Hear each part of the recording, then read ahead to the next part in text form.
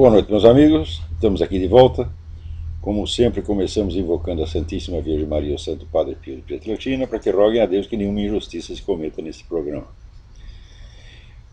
Olha, nos avisos que eu andei dando aí sobre as palestras do Ângelo Monteiro, no Instituto Olavo de Carvalho, dias 10 e 11 de dezembro, às 15 horas, eu esqueci de dizer uma coisa muitíssimo importante.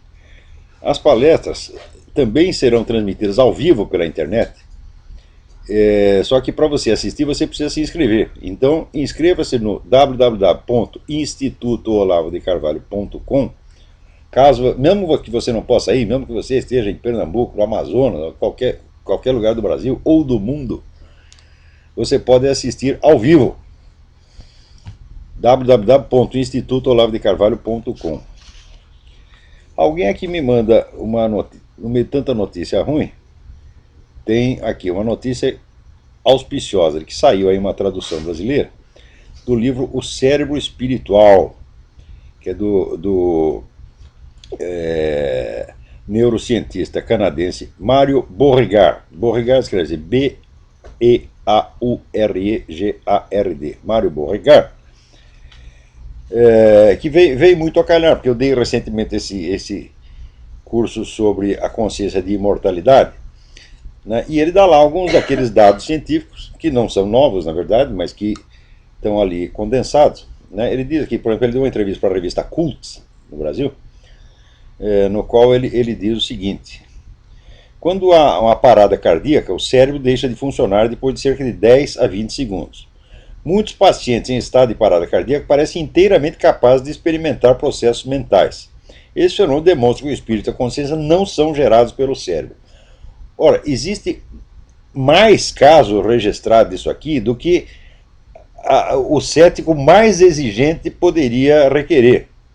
São milhares e milhares e milhares de casos. Quer dizer, o sujeito está lá sem atividade cardíaca, sem atividade cerebral, e, no entanto, está vendo tudo o que se passa em torno.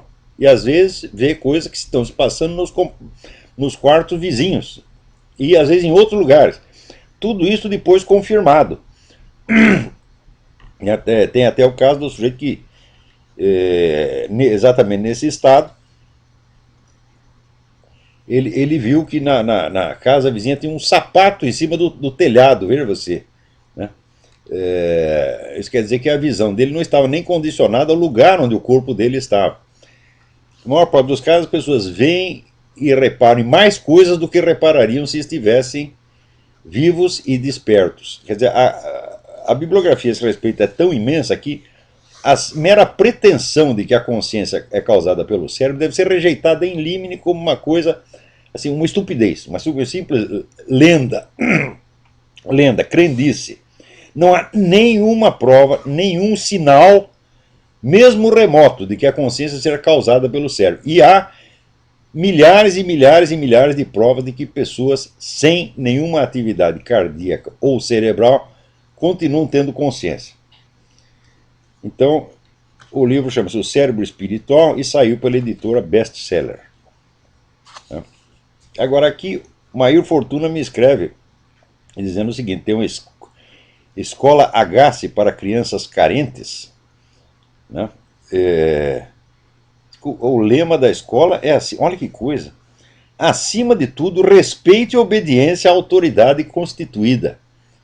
Você vira, né? Esse pessoal que 20 anos atrás soltava bomba, matava pessoas, né? Ia derrubar o sistema. E de repente eles são eleitos, estão lá no poder, e agora o que eles querem? Respeite e obediência à autoridade constituída, né? Quer dizer, esses são os rebeldes dos anos 60, 70. E a maravilha, né? Agora, como era de se esperar, veja que coisa. Olha, bicho, petista é tudo filha da puta. Meu Deus, quando é que a pessoa vai entender isso aí? Olha aqui. Saiu na Agência Senado. A Comissão de Constituição, Justiça e Cidadania, CCJ, aprovou proposta de emenda constitucional que retira do vice-presidente da República a condição de sucessor em caso de vagância do cargo de presidente, determinando que então serão convocadas novas eleições. O vice só ocuparia o posto interinamente até a eleição do novo presidente. Olha só. Então, de acordo com a proposta, caso a vacância por morte ou renúncia ocorra nos 2 últimos anos do mandato presidencial, o novo ocupante do cargo será eleito pelos deputados e senadores, quer dizer, eleição indireta, 30 dias depois da abertura da vaga.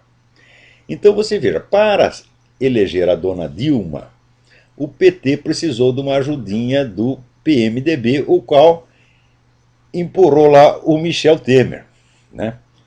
E o Michel Temer, acreditando que ia se sair bem, foi lá, deu apoio e tal, elegeram a Dilma. Mal acabou de eleger, eles vão fazer com o Michel Temer o que o sujeito faz com a camisinha depois dele dar uma trepadinha. Joga fora. Tá certo? Não que eu morra de amores pelo Michel Temer, de maneira alguma. Mas olha, pra você ver, antigamente pelo menos bandido era leal com outro bandido, hoje não, já não é mais, não. Hoje realmente o pega para capar. Não que o Michel Temer não mereça isso, é claro que merece. Qualquer um que se alie com o PT merece, né, que o PT depois, né, faça com ele aquilo que o elefante quis fazer com a formiguinha. Né? Então, é exatamente o que vai acontecer com o seu Michel Temer. Eu acho que isto vai acabar passando, de uma maneira ou de outra. Se não passar agora, passa daqui a pouco. Porque o PT não quer dividir o poder com ninguém. Eu estou dizendo isso há muito tempo. O PT não veio para ser um partido como os outros. Um partido que é eleito, governa e depois, na eleição seguinte, sai, cede o lugar. Não veio para praticar o normal rodízio democrático do poder, que é a essência mesma da democracia. Ele veio para ficar no poder para sempre e para mudar de tal modo o sistema que o sistema se transforme num instrumento do PT. A chamada de partido-Estado, né, como faz por Reinaldo Azevedo, é até eufemismo. É o partido que está acima do Estado. O Estado é um instrumento do partido, exatamente como era na União Soviética. Na União Soviética você tinha o Estado soviético, o governo soviético, etc., as instituições soviéticas, e acima de tudo você tinha o partido. Esta é a concepção do PT desde o início. Quer dizer, é um partido revolucionário, totalitário, apenas usando métodos que têm que ser diferentes da União Soviética. Porque na União Soviética houve uma tomada do poder por via insurrecional, por via militar, o que não é o caso. Quando o sujeito chega no poder pelo voto, né, ele tem que proceder gradativamente, como Hitler fez. Né, o Hitler foi eleito pelo voto, né, e depois então foi enrabando a nação pouco a pouco com vaselina, de modo que ninguém percebesse o que estava acontecendo. Né, o Hitler foi até um pouco mais... Quando deu tempo mesmo do Hitler foi mais ou menos o tempo do PT. Ele levou o quê? Uns 7, 8 anos para criar o sistema. Ele foi apenas um pouco mais rapidinho. Né? Então, todo mundo que achou que fosse possível conviver com o PT democraticamente, num sistema de concorrência leal, está redondamente enganado. Muitos se enganam não porque são burros, mas porque são covardes demais para enxergar a realidade. Eu escrevi isso em artigos já do tempo que eu escrevia no Jornal da Tarde, isso foi 4, 5, 6, 7, 8, 9, 10 anos atrás. Eu já explicava isso com toda a letra, por que é, mas o pessoal não tem cultura sobre o movimento revolucionário, não sabe nada. As coisas que o brasileiro imagina, o pessoal da elite brasileira imagina sobre o comunismo, são um negócio tão estratosférico, tão fora da realidade, né, que não dá nem para conversar. Quer dizer, qualquer diálogo, qualquer debate subentende a posse comum de um corpo de informações que seja mais ou menos idêntico de parte a parte. Nos debates que as pessoas, vamos dizer, quando as pessoas divergem das minhas opiniões, essa condição não se cumpre. As pessoas não sabem nada, então julgam com uma inocência, julgam com base no seu senso de verossimilhança, sem conhecer os fatos. Às vezes sequer sem conhecer a minha opinião. Daqui a pouco eu vou comentar aqui um rapaz, tal de Bruno Scheider, né, que me escreveu uma carta aqui indignada, né, dizendo que eu estou escrevendo coisas contra a homossexualidade. Falando, eu nunca escrevi nada contra a homossexualidade, contra o sadomasoquismo, contra o fetichismo. Eu não escrevo contra hábitos sexuais. é a coisa mais. Eu acho a coisa mais absurda do mundo você escrever contra um hábito sexual ou contra um vício sexual. Eu acho um absurdo, porque as pessoas vão dizer, não, elas não têm capacidade de controlar um treco desse. Então o que adianta dizer, meu filho, pare de dar, seja homem. Eu não vou fazer essa palhaçada, porque o sujeito aí é que ele vai dar mais ainda, você está entendendo? Eu nunca abri minha boca para falar disso, né? Daí ele diz aqui, provavelmente você nunca conheceu um menino gay. Fala, ah, meu Deus do céu, tem um sobrinho gay, mora na minha casa, cuidei bem dele, tá entendendo? Ele vinha lá pedir, tio, me presta um dinheiro para eu comprar lentes verdes. Eu, toma lá, meu filho, vai lá, tá? O que eu vou fazer? Né? Se ele me pedisse uma orientação, eu lhe daria. Como ele não pediu, eu falei, nós temos que ir devagar, o máximo que nós podemos fazer é orar pelo sujeito, é o que dá para fazer. E é o que eu estou fazendo por todos os viados do universo. Nunca humilhei ninguém por ser viado. Já comprei briga na rua para defender travesti, porra. Eu e uma menina que trabalhava num café, né? Tava lá os caras batendo no traveco, fomos, todo mundo olhando, todo mundo com medo. Fomos nós que fomos lá interferir, porra, para parar com aquela merda. Né? Se os caras decidissem bater na gente, a gente estava em minoria, era 5 caras, a gente ia apanhar mais ainda. Não sei por que eles se acovardaram e foram embora. Então, eu aqui não estou falando de hábitos sexuais, nem de qualquer hábito pessoal.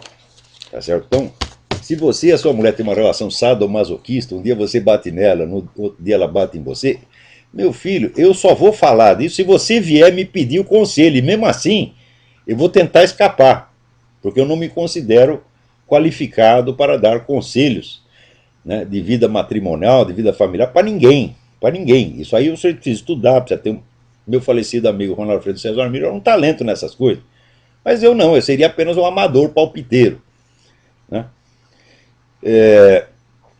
O que eu tenho escrito, a gente escreve contra o movimento gay do ponto de vista político, do ponto de vista da sua ambição de poder, que é absolutamente desmedida. Daqui a pouco eu vou comentar algo a esse respeito.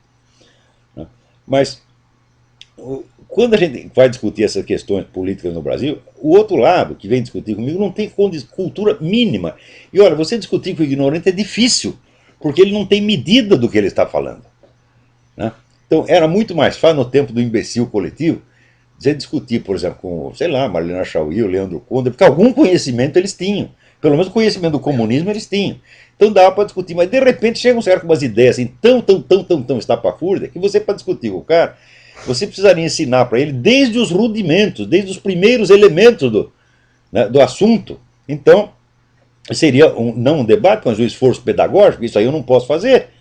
Em outros casos, você precisaria, mais do que dar os rudimentos, você precisaria infundir inteligência no sujeito que não tem. Então, isso aí me lembra o ensaio do William Hazlitt, né, as desvantagens da superioridade intelectual. Você está discutindo com imbecil completo, ignorante completo, mas ele não tem medida da sua ignorância e não tem medida dos fatos que ele precisaria conhecer para discutir o assunto. E justamente por isso fala com uma segurança danada, né? E imagina que o conhecimento que você tem é o mesmo que ele tem. Ele não imagina que alguém possa saber mais. Aliás, no Brasil, eu estava até comentando isso hoje com a minha esposa, no Brasil a expectativa quanto ao ser humano é sempre muito baixa. Não se espera que um sujeito seja culto, inteligente, bom, honrado, acima de certo ponto. Quer dizer, cada um julga a humanidade pelo nível da sua própria mediocridade. E o que é que esteja acima disso, ele não enxerga e nega que exista. Né? Agora a minha mulher está discutindo com um sujeito ali no debate da dicta, e ela disse o seguinte, olha, não tem ninguém no universo intelectual brasileiro capacitado para discutir a obra do Olavo de Carvalho como um conjunto. O sujeito disse, isso é uma arrogância. Eu digo, mas não, isso é um fato. É só você fazer a lista dos tópicos que eu abordei na minha filosofia, ou nos livros, ou nas aulas, e você vai ver que na Universidade Brasileira não tem ninguém que possa abranger todo esse território. As pessoas nem conhecem os autores do qual eu estou falando. Então como é que vão julgar? Então, quando o sujeito resolve julgar, julga por um pedacinho. Pega lá um pedacinho, o Olavo de Carvalho disse esta frase aqui. Daí ele se apega naquela frase e vai discutir aquela frase. Mesmo aí comete besteira. Né? Agora, por exemplo, eu vou lhe dar um exemplo. Né? A compreensão do que eu tenho ensinado supõe no indivíduo que ele conheça alguma coisa da bibliografia a respeito. Então, a bibliografia abrange, por exemplo, o marxismo. Né? Eu estudei marxismo durante uns 7 ou 8 anos. Eu li o Capital, eu li Lenin, eu li a ideologia alemã, eu li toda a escola de Frankfurt de trás para diante, eu li Antônio Gramsci, tudo isso, fiquei me intoxicando daquela porcaria durante 6 ou 7 anos. Então eu conheço isso. Por outro lado, eu conheço a filosofia escolástica. Eu li um bocado de Santo Tomás de Aquino, eu li um bocado de Dan Scott, né? São Boaventura, os escolásticos modernos, o movimento neo-escolástico todo, Sertian, André Marques, Jacques Maritain, todo mundo. Você conhece alguém no Brasil que domine essas duas áreas, que tem um conhecimento da escolástica similar ao conhecimento que tem do marxismo? Não. Por outro lado, também tem uma terceira coluna bibliográfica que sustenta ali o que eu estou falando, que é toda a documentação sobre a chamada escola tradicionalista, René Guénon, Fritjof Schuon, Titus Burkhardt, etc. Também li tudo isso e tenho o meu posicionamento crítico a respeito. Então, você conhece alguém que conheça o pensamento tradicionalista, a escolástica e o marxismo? Não. Então pronto, você não tem condição, não tem um asseguro para vocês. Na Universidade Brasileira inteira não tem um professor que conheça estes 3 pontos. E se ele não conhece aqui, então não tem condição de discutir o que eu estou falando. Então, só resta as pessoas criarem opiniões a partir de conjecturas e de imaginações. Acho que o Olavo é tal coisa. E essa besta daquele Luiz Eduardo Soares que escreveu que eu era o teórico do Opus Dei. Oh, meu Deus do céu! Haja saco! Né? O pessoal do Opus Dei acha que eu sou inimigo. E ele acha que eu sou amigo. Eu digo, o que eu posso fazer? Né? Tem até um rapaz que ficou ofendido aí por causa das críticas que eu fiz do Opus Dei e ele nunca mais parou de me torrar o saco. Né? Já inventou um monte de coisa. Inventou que o pessoal da TFP, que o Dom Bertrand de Olhões e Baganças tinha dito que eu era viado. Coitado do Dom Bertrand. O Dom Bertrand é incapaz de dizer, incapaz de falar a palavra viado. Você está entendendo? Mesmo que ele veja, né?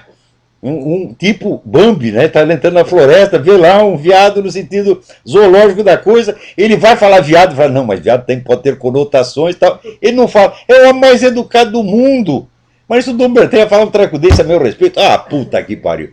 Daí, não contente, agora ele está espalhando que eu me casei na igreja com a minha primeira esposa, não anulei o casamento e estou vivendo, portanto, em estado marital pecaminoso aqui com a Roxane. Puta merda, como é que eu ia casar na igreja se eu era comunista, caralho? Puta merda! Então é isso, é aquele bosta do Fernando Pergentino, que o pessoal chama de Fernando Pervertido, com toda a razão. Esse cara não larga do meu saco, porra! Tá entendendo? E a gente é obrigado a discutir com esse lixo, com esse tipo de entidades suínas, meu Deus do céu. Né? Então, por isso é que os avisos que eu dei sobre o PT 7, 8 anos atrás não grudaram. Todo mundo diz, não, você está exagerando. Por quê? Porque julga sem conhecimento e julga por um critério de verossimilhança. Verossimilhança é aquilo que parece. Parece porque é o que as pessoas dizem. Você acredita junto com o seu grupo. Então, esse é o critério de julgamento que a pessoa tem. Então, eu aqui sou um profissional que estudei o assunto de trás para dentro, estou dando um parecer técnico, de repente é um palpiteiro de bosta, né? Às vezes, palpiteiro de bosta que tem tanto mais segurança de si, quanto mais dinheiro tiver no bolso. No Brasil é isso, você recebeu um dinheiro do seu pai, você acha que você é Albert Einstein, né? Então, a discussão se torna impossível. E eu, então, venho aqui com o problema do William Hazlitt. Né? Justamente porque você tem a superioridade intelectual, cultural, até moral, você vai perder a discussão, porque o cara é burro demais para entender o que está falando, porra. Né? Experimenta discutir com um cachorro, ele vai ganhar, porra. Discutir com o Fernando Pergentino, mesma coisa. Né? Ou discutir com esse outro merdinha lá que está escrevendo na dicta, o tal do Zé Colmeia. O cara assina Zé Colmeia. Puta, o cara não sabe sequer que o anonimato é proibido pela Constituição brasileira. Nem isso o cara sabe. Quer dizer, eu vejo que as pessoas no Brasil não é que elas não têm nem educação superior, não tem educação superior, não tem educação cívica que um moleque precisaria ter aos 10 anos, e não tem educação doméstica. A mãe dele não ensinou a distinguir o certo e errado. As pessoas já não sabem mais o que é o certo e errado. Tem uma confusão mental terrível no Brasil. E eu não estou falando popular, porque o povão ainda tem, vamos dizer, a prudência de não ter opiniões sobre coisa nenhuma, né? Mas estou falando dessa pessoa que ficaram 5 anos numa universidade de merda, foram enganados o suficiente, né, e pagaram a coisa ou em mensalidade ou em imposto, então acham que tem o direito de ter opinião e acham que não precisa nem assinar a opinião, acha que tem direito ao anonimato. Ai, meu saco. Então, tudo que eu avisei, olha, o PT, não pegou, as pessoas não entendiam o que eu estava falando, achavam que era palpite, porque ela só tem palpite, só tem opinião. Você não sabe o que é conhecimento. Então não adianta, você vamos dizer, o parecer mais sério, o exame mais aprofundado, não pega, não pega. Né? Agora, você vê, essa semana também o Lula reconheceu lá, né, o Estado palestino, que é o Estado mais biônico do universo. Né? Esse negócio de povo palestino, fala, não existe povo palestino nenhum, porque é que não sabe que aquilo foi composto, vamos dizer, com terrorista importado de vários países, chega lá e diz, agora eu sou o povo palestino. Então, olha aí, o pessoal de Israel, tem tanto judeu puxando o saco do Lula, ó, tá vendo o que dá? Né? É o caso lá, não avisei, não falei, não foi por falta de aviso. Mas acontece o seguinte, eu vou dizer uma coisa para vocês. Judeu, católico e americano são os caras mais masoquistas da paróquia. Quanto mais ferram com eles, mais eles vão lá afagar a cabeça do inimigo. Né? Então, sempre que acontece alguma coisa que prejudica a Igreja Católica, os Estados Unidos ou Israel, comunidade judaica, então daí ajunta um rabino, né, um bispo católico e um pastor protestante do Arizona, do Alabama, do Texas, e ficam os três se olhando no espelho, né, e dizendo assim, oh, como nós somos bons, como nós somos generosos, nós não devolvemos a ofensa, é verdade que o nosso cu está doendo, mas nós não ligamos, o que vem de baixo não nos atinge. E puta merda! Né? Quando é que vou aprender, meu Deus do céu? Parece que não há hemorroida que chegue para ensinar esses caras. Porra. Hã? Peraí, tem alguém na linha aí. Alô, quem é? Alô? Sim.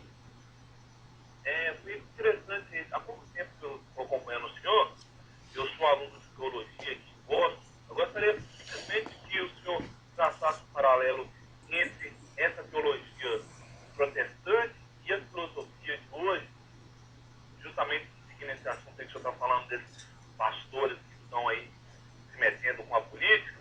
O que o senhor acha dessas duas ciências, como podemos chamar aí a teologia de ciência?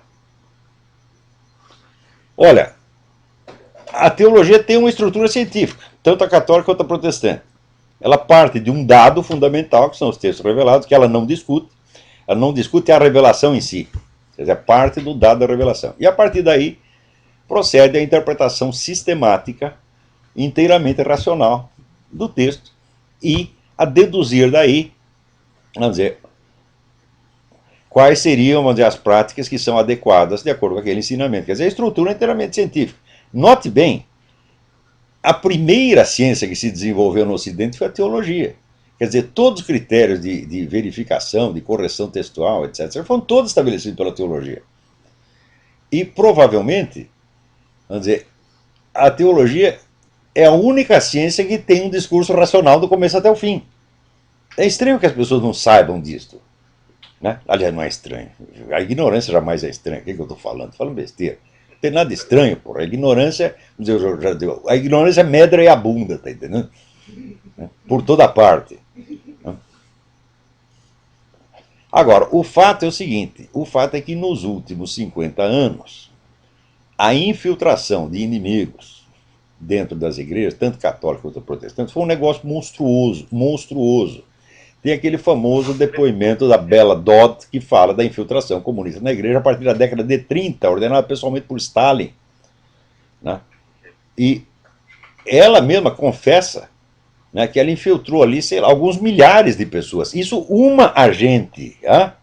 E dizia que tinha não sei quantos mil agentes trabalhando. Então você vê até que ponto foi a infiltração. Né? Olha, sugiro que você leia, por exemplo, o livro do Malachi Martin, que se chama Windswept House, a casa batida pelo vento, né? Que é a história da sacanagem interna da Igreja Católica feita por inimigos, caras que estavam lá realizando o rito satanista dentro do Vaticano e que ao mesmo tempo preparando, vamos dizer, preparando a cama de gato para tirar o João Paulo II da cátedra.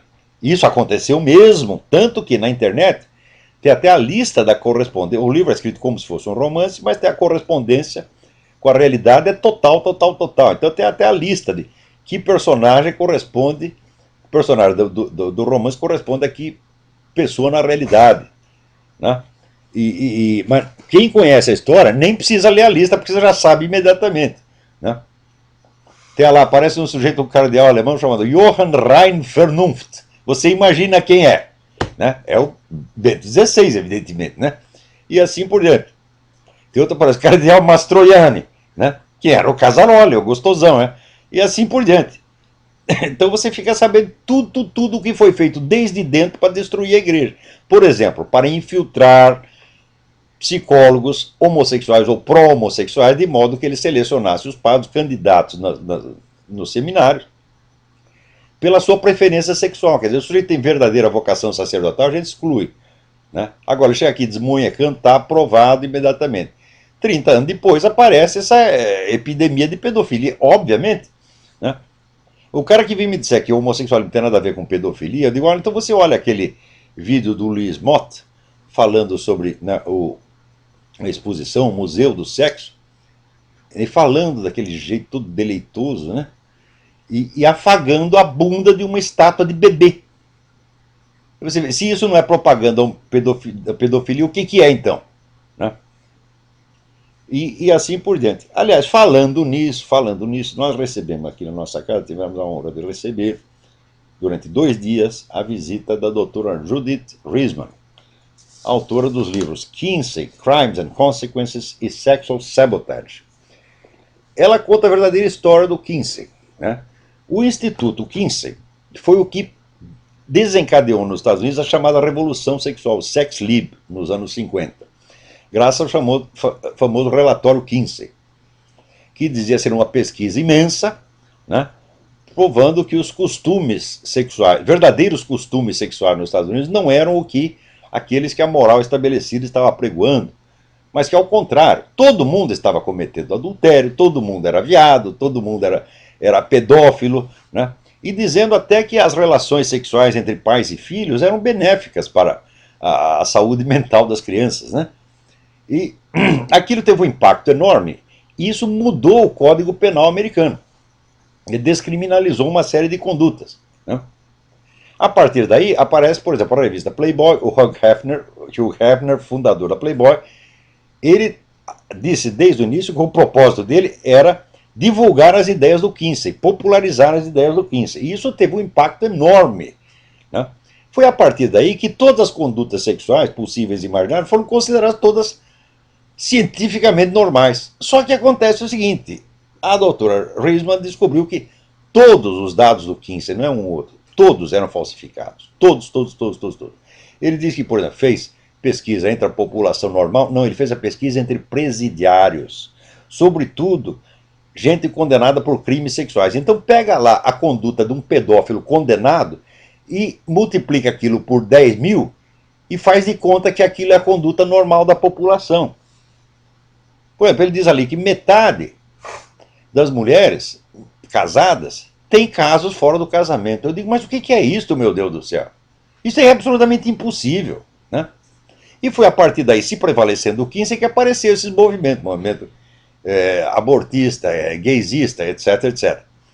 Então, se vocês têm coragem, se têm alguma honestidade, né, leiam os livros da doutora Judith e veja, o Kinsey era tão perverso, que ele contratava pedófilos para que tivessem relação com crianças de 2 anos de idade, e depois fazer relatório para ele. Inclusive pegou um cara que era nazista, um comandante de campo de concentração, e pagava o cara, vai lá, come os menininhos e me conta como é. Só que depois ele não precisava nem isso, ele começou a comer os menininhos ele mesmo, ele e a mulher dele, porra. E como é que nós podemos levar a sério, né, esta ideia de que todas as condutas sexuais são normais? É claro que não são. É claro que muitas não são.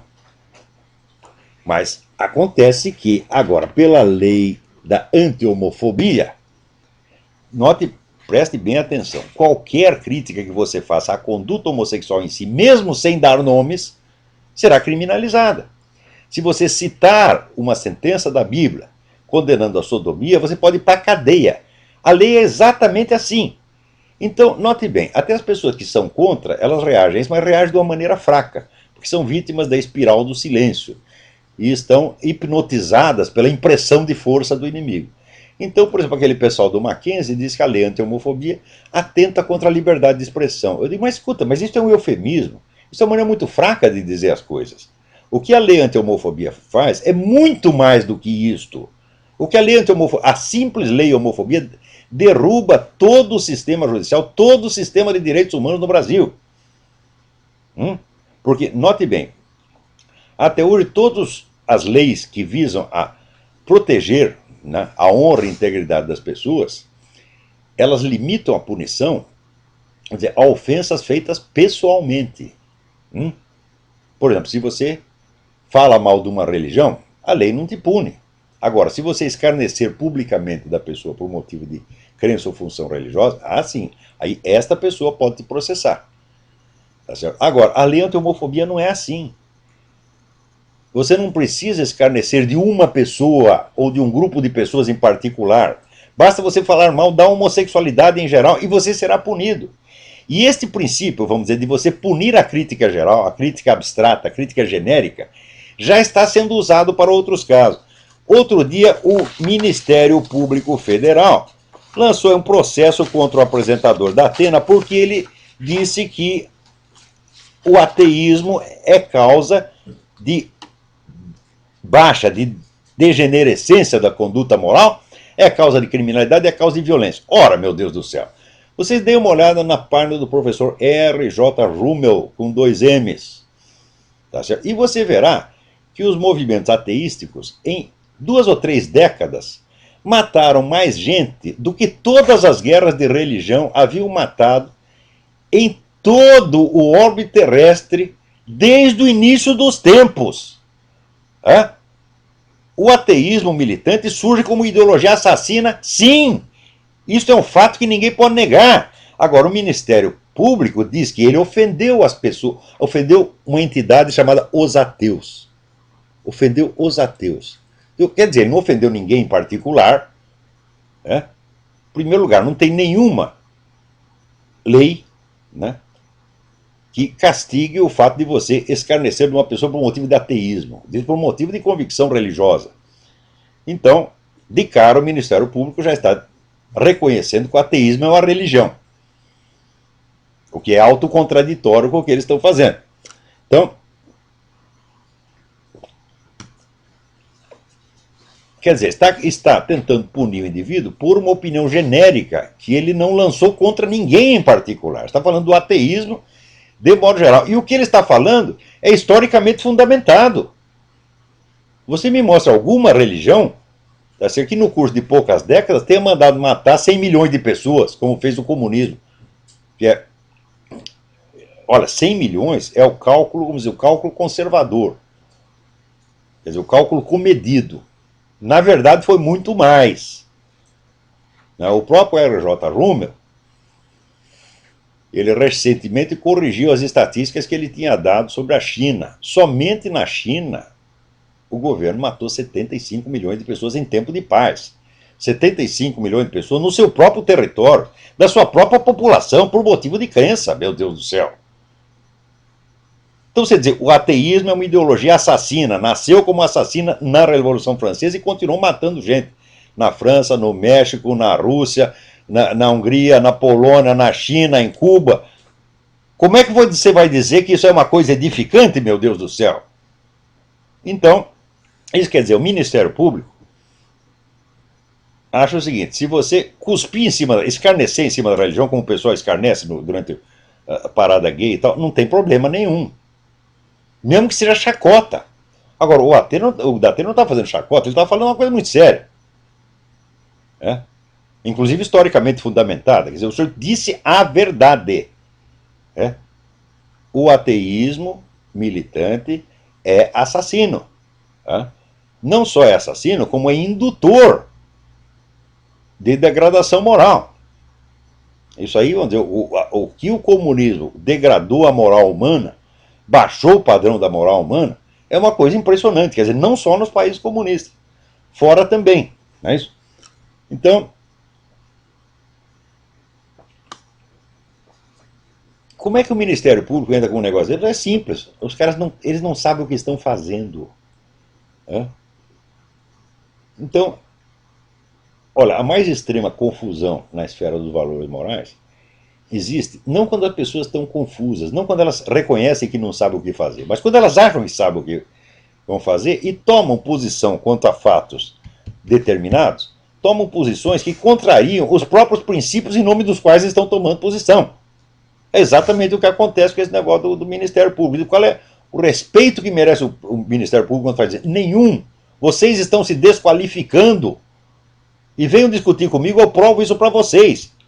E vocês vão sair da discussão com o rabo entre as pernas, como saiu a Laor Café, como saiu o Leandro Condor, como saiu aquela putada comunista toda.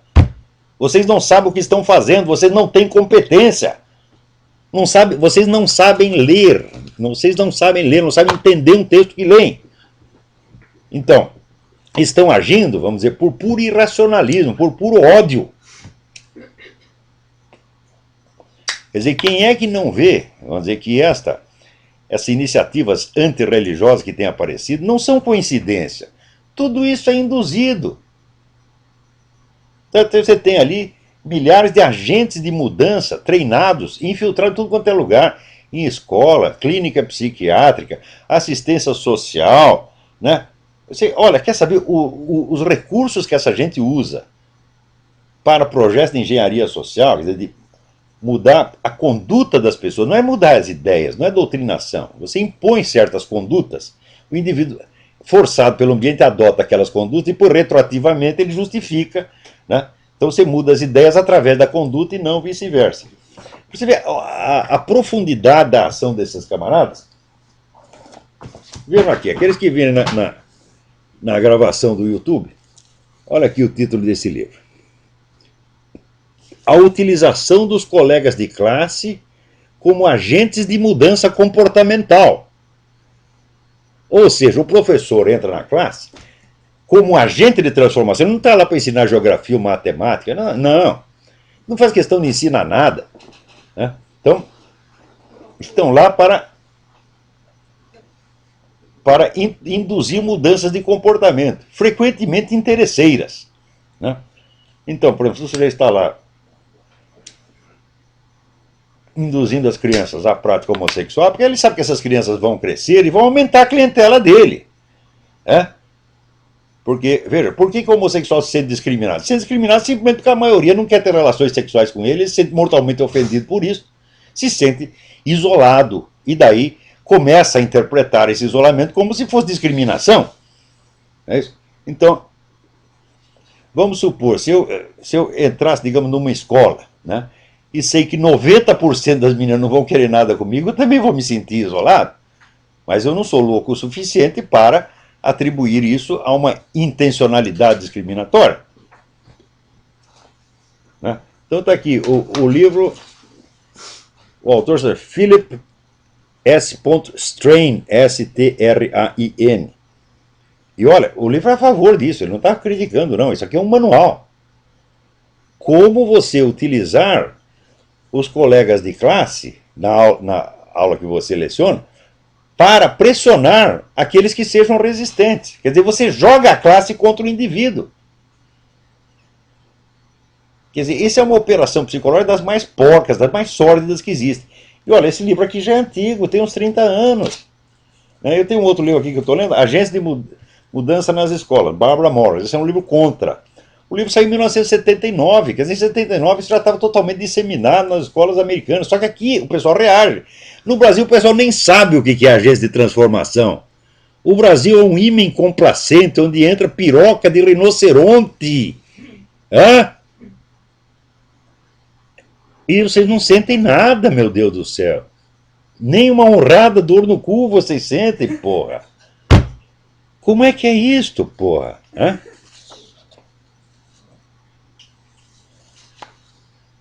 Peraí, tem alguém mais na linha? Quem é? E boa noite, professor. É Fernando aqui de São Paulo. Bem, Boa noite, tudo bem? tudo vai aqui. Eu não sei se o senhor viu no site da Veja as instalações do site da Wikileaks, onde funciona. Sim. Parece um cenário de filme do James Bond, né? Deve ter muito dinheiro por trás. O senhor já tem algum palpite que está por trás da Wikileaks? Olha, eu não sei, mas saiu hoje uma entrevista de um dos sócios do Wikileaks, né? Que diz que aquilo é um negócio que estava dando muito dinheiro, porque eles vendiam informação. Aquilo que eles publicaram é só uma parte.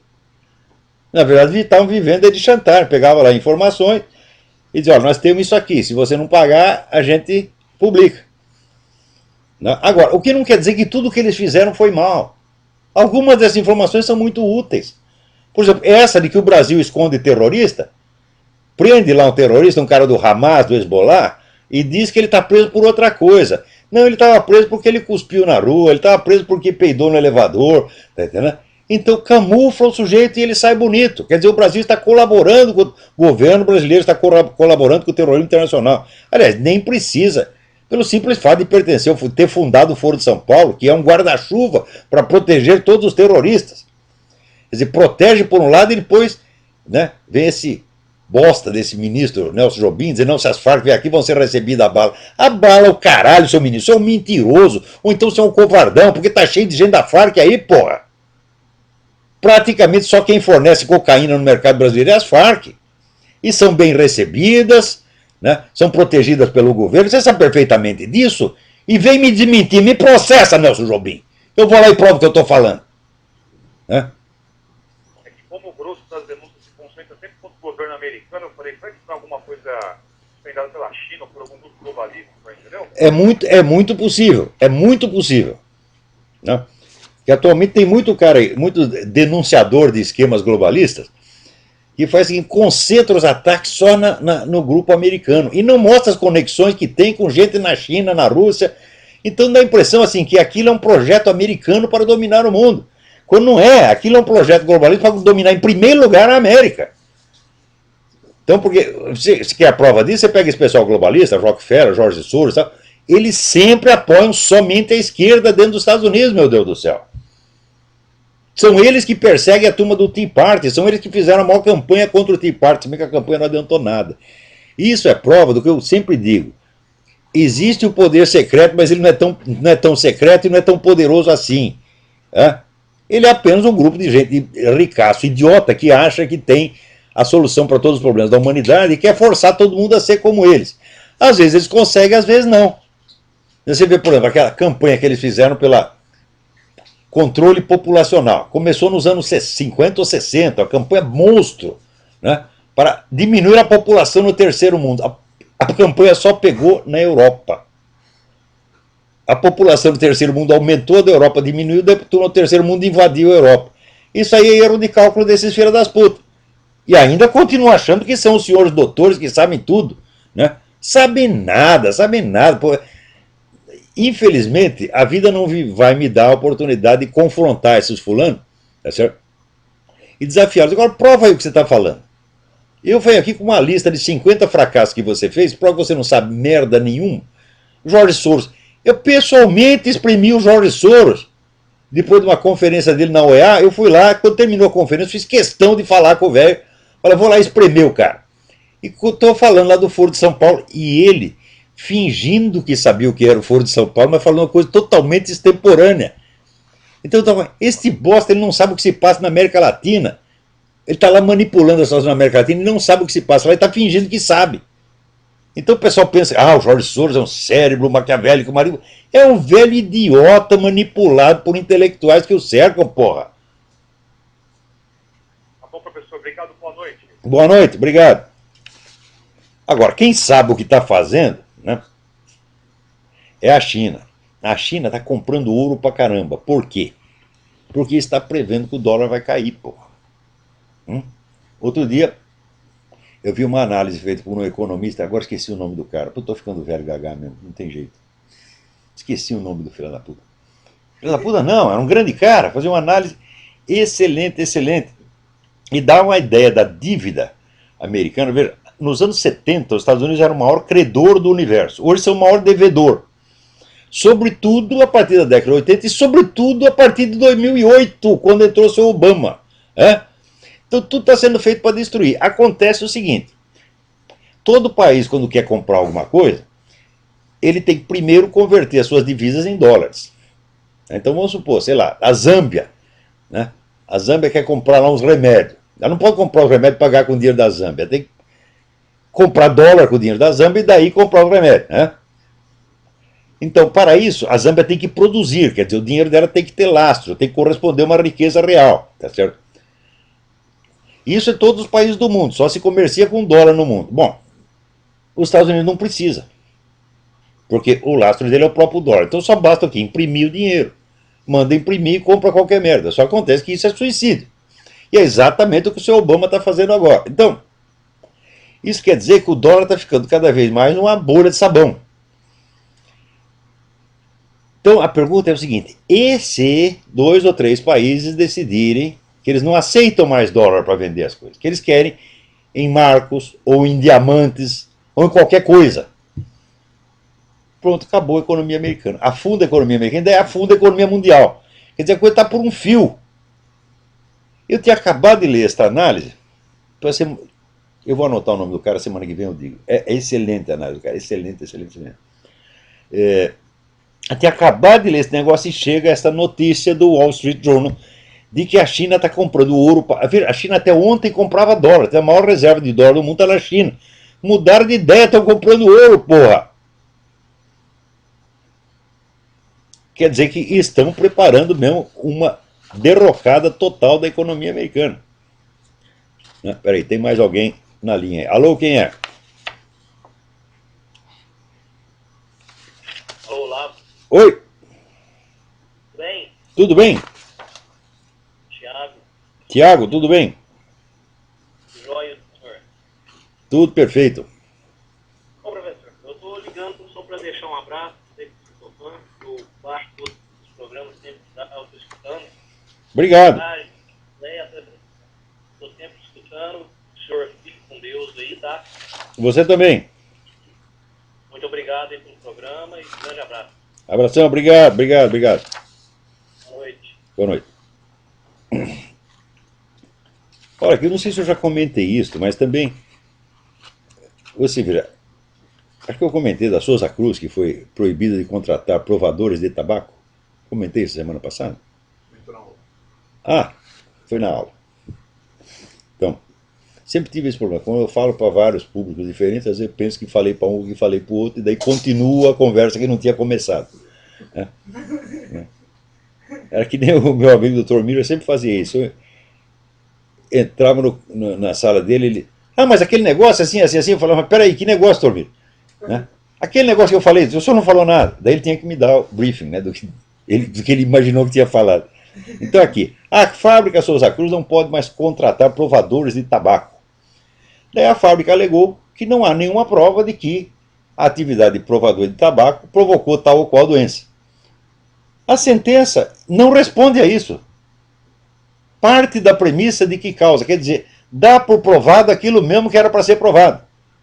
Quer dizer, isso aí chama-se, em lógica, petição de princípio.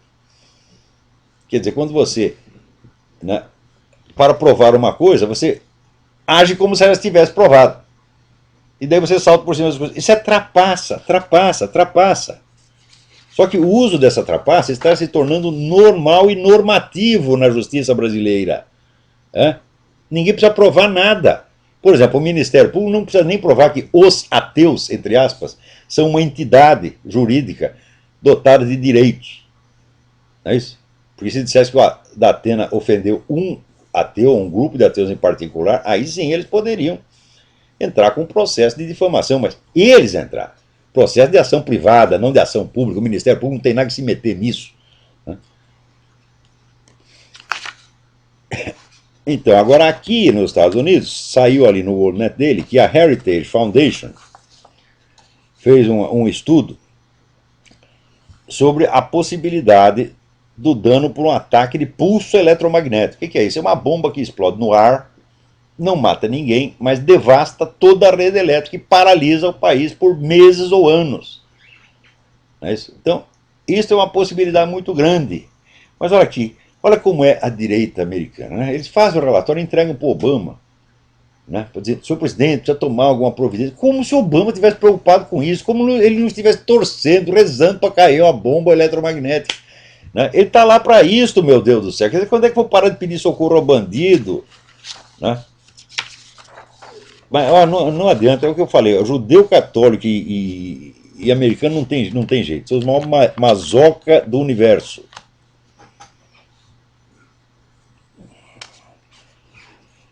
Maria Aparecida Barros, tento explicar, gostaria que o senhor abordasse um problema, a sua opinião sobre a história crítica. História crítica foi uma moda lançada nos anos 60 por um cidadão chamado Joel Rufino dos Santos, escreveu uma merda de um livro cheio de erros, cheio de mentira, coisa grosseira, grosseira, grosseira, grosseira. E até hoje isso é adotado, né? Como se fosse a grande descoberta, como se fosse a grande inovação na historiografia. Né? Aquilo é pura propaganda, meu Deus do céu. Né?